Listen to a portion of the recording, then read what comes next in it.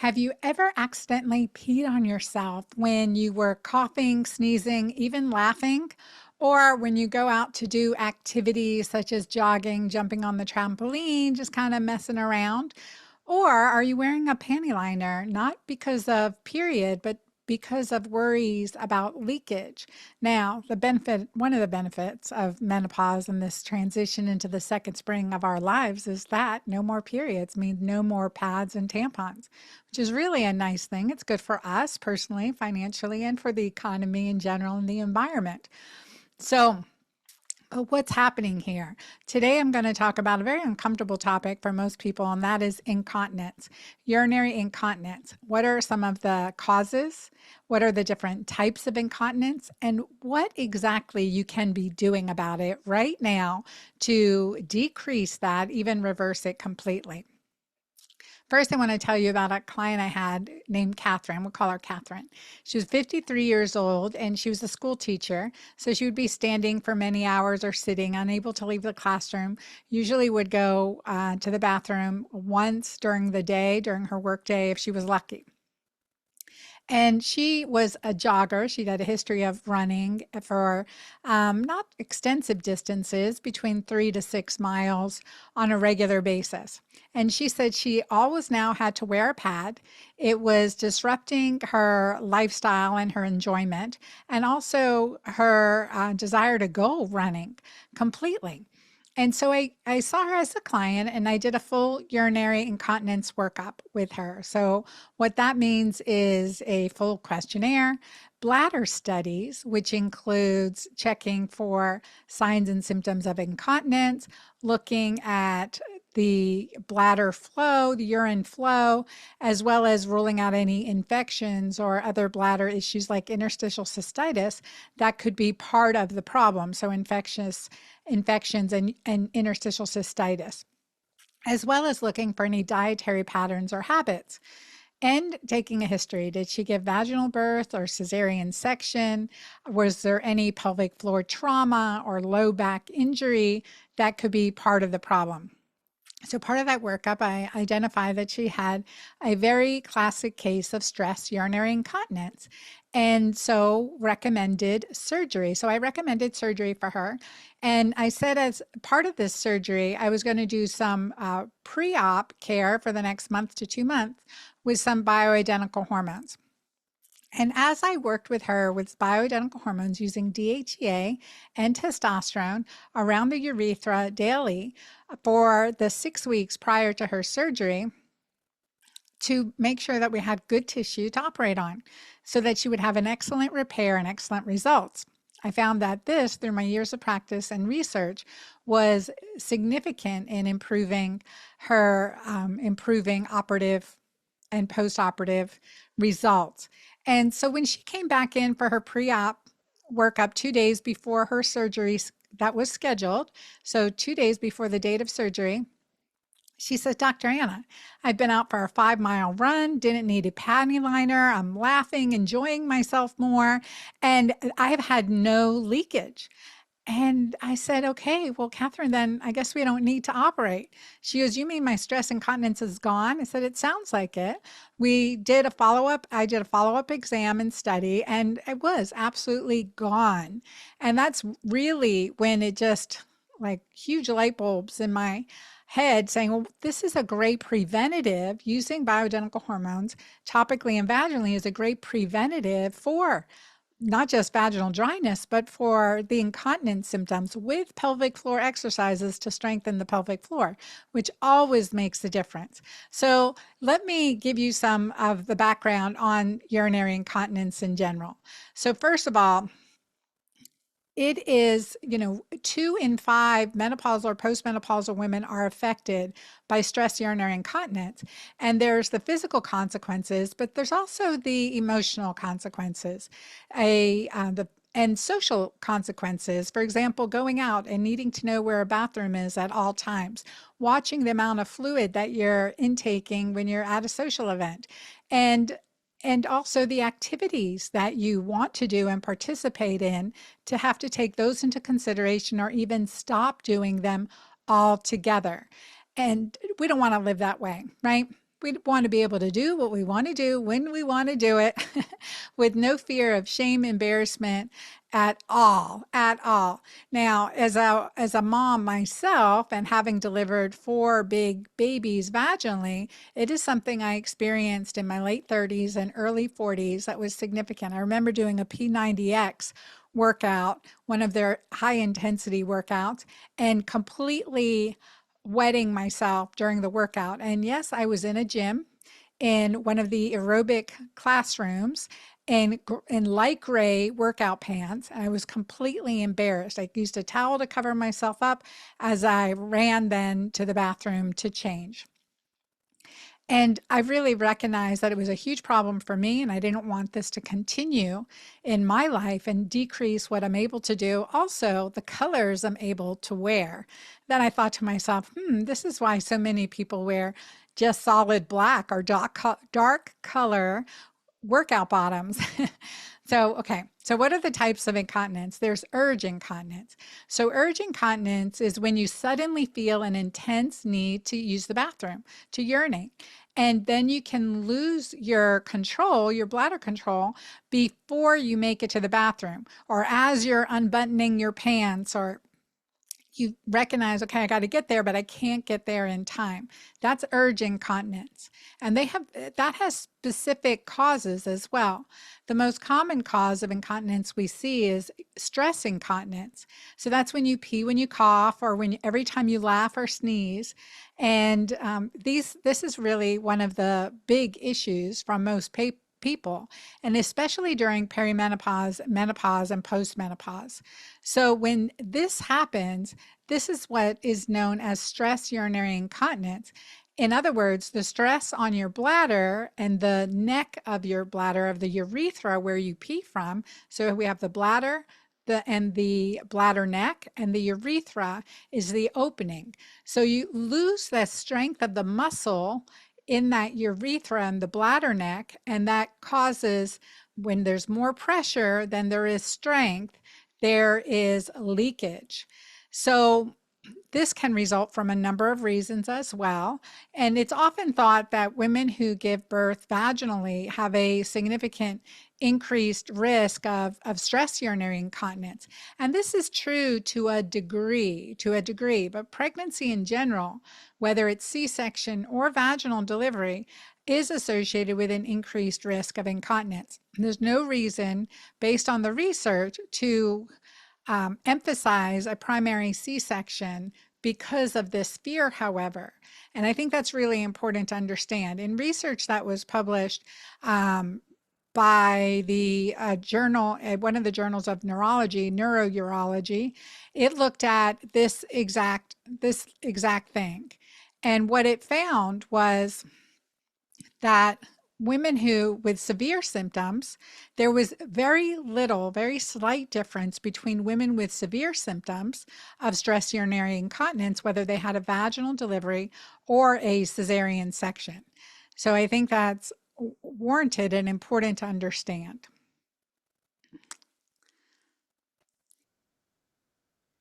This study, which was published in Neurourology and Urodynamics in 2004, looked at 363 women 1 year after their first delivery.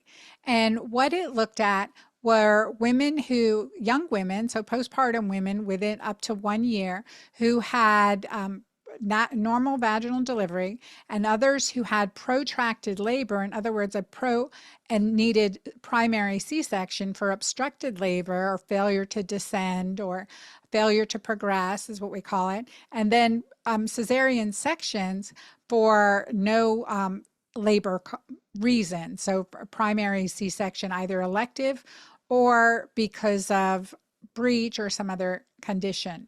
So what they found is that the prevalence of postpartum stress urinary incontinence was similar after spontaneous vaginal delivery and cesarean section performed for obstructive labor, 10% compared to 12%. However, stress urinary incontinence was significantly less common following elective cesarean section with no trial of labor. So only 3.4%. So not zero, but 3.4%. So also that half of the symptomatic patients in each subgroup reported either moderate or severe symptoms, and only 15 to 18% express the desire for further evaluation. You're a new mom, you're busy. So what's important to understand, in many countries, they initiate pelvic floor therapy after delivery, whether it's a vaginal delivery or a cesarean section, to re-strengthen the pelvic floor and to support pelvic floor musculature and recovery, which is so important. There's also mixed urinary incontinence. Mixed urinary incontinence refers to situations where you have both stress and urge incontinence at the same time. There's also functional incontinence, which happens when you physically just can't make it to the toilet because you can't walk there on your own. You're using a walker, you maybe had a bone injury or a muscle injury, or you have any other physical ailment causing your incontinence. There's also incontinence called overflow incontinence. This is when you can't empty your bladder fully, so it overflows and you leak urine. This is often what I suspect in clients who are on their feet a lot and can't go to use the bathroom. The bladder capacity expands significantly until it can't anymore. So there's also the symptom of overactive bladder. And this is when someone is needing to use the bathroom more frequently than every 3 to 4 hours. So in some cases, as many as 20 times a day, and getting up a lot at night to use the bathroom. Over 1 time or 2 times is considered significant. So it's important to understand what your normal is and also what's happening with you. So the symptoms are, to emphasize, it's accidentally peeing when you laugh, cough, or sneeze, or lift something heavy, jump, or run or jog. Or if you're having to speed to the toilet when you get the urge to go because you know you can't hold it. And also when you're planning your outings carefully so you don't end up far away from a bathroom. And then urinating often, including during the night. Any one of these symptoms deserves a deeper investigation and approach. So what I've seen clinically in my practice is that more and more women are struggling with urinary incontinence and are also fearful about surgical intervention. So this is when we really need to work on prevention and strengthening the pelvic floor muscles, even if we decide surgery is the next best step. It's estimated that approximately 70% of women associate their incontinence symptoms with the onset of menopause. So this is important to know, but you don't have to just live with it.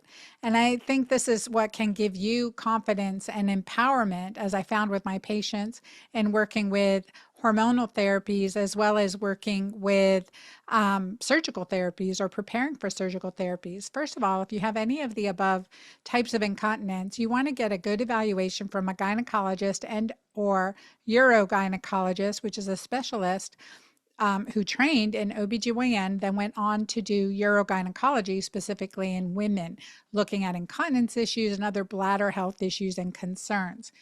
And it is something that, if we want to work on preventing it. So something I would always tell my pregnant patients is that you have to start your pelvic floor exercises or Kegel exercises from the sign of that first pregnancy test till we die.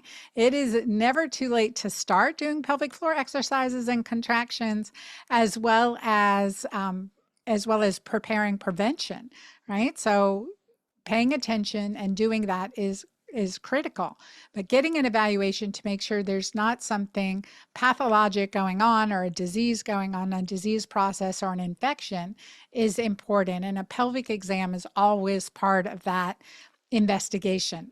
So don't be afraid of that. Just get it done. The second thing is, in working with incontinence issues, pelvic floor physical therapy is very beneficial. Pelvic floor physical therapy can work on the muscle, can help you strengthen it. If it's too tight or hypertonic muscles, can help you relax them. And that can make a difference too. There are certain foods that we want to avoid that could be irritating your bladder. We specifically look at peppers and hot and spicy foods, acidic foods, and a urinary pH that's associated with that is less than 7. We want to optimize that to greater than 7. If you've heard me speak about my keto-green and keto-alkaline plans and the lifestyle, you'll know why I say your urinary pH is an important biomarker of your health. And it absolutely is.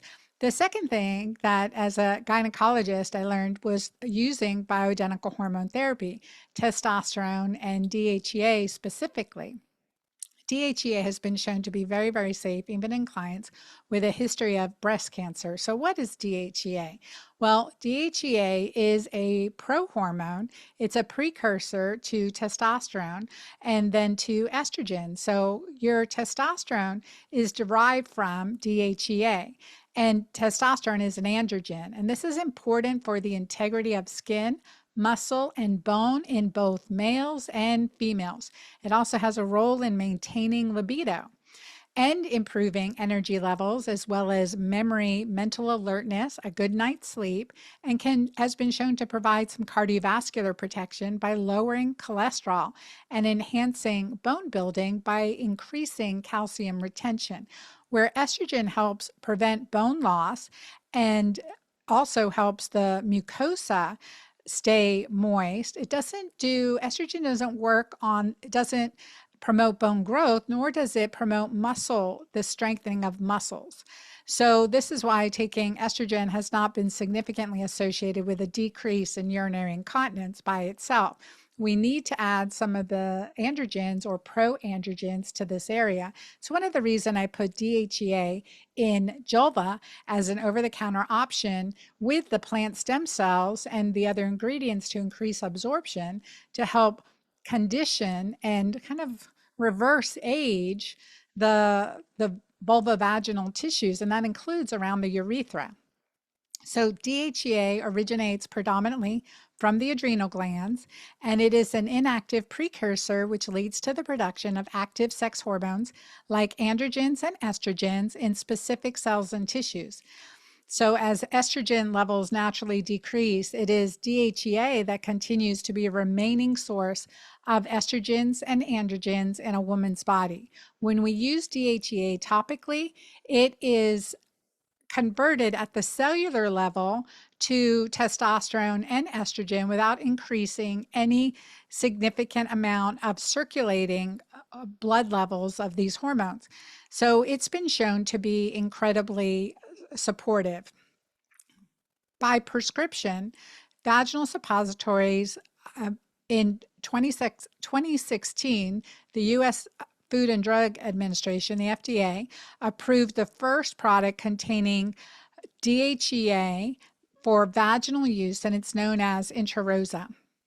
So it was approved to treat women experiencing moderate and severe pain during sexual intercourse. It also showed other benefits, such as the decrease in urinary incontinence and an increase in libido and intimacy.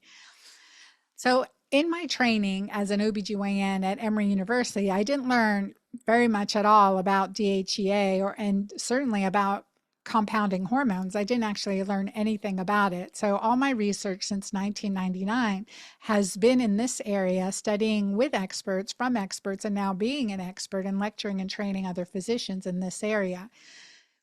I recognized as I had my own experience with incontinence and how devastating that was to me, and also knowing so many women who have been significantly affected by the consequence of incontinence, and including incontinence during intimacy. And it affects them and decreases their desire. That's one of the most important ways. Intimacy is one of the most important ways to increase oxytocin. So I always want to keep that active and available for all of us, because we want as much oxytocin as naturally as possible in our bodies. So if you're struggling with incontinence, know that you do not have to. It is not your destiny, right? Because you have incontinence now doesn't mean we can't reverse it. Sometimes we can, and we need to go on to have surgery. But if you do decide that route, you definitely want to talk with your doctor about conditioning with bioidentical hormones, such as DHEA, using Julva, for instance, or having testosterone and DHE compounded. And that can make a significant difference in your life. Let me know if you have any questions about incontinence. It's really important that we address these issues in women's health that are undertreated and under-discussed in our common medical literature, as well as in our doctor's offices. So don't be afraid to talk about it. Don't be afraid to get help. And I'm here for you, and I love being your girlfriend doctor. Thank you for listening. Please let me know what other topics you want me to talk about. Just email us at team@dranncabeca.com, and I will add them to my list. I am here for you. Remember, you can ask or tell me anything. I look forward to continuing our journey together. God bless you. Till next time.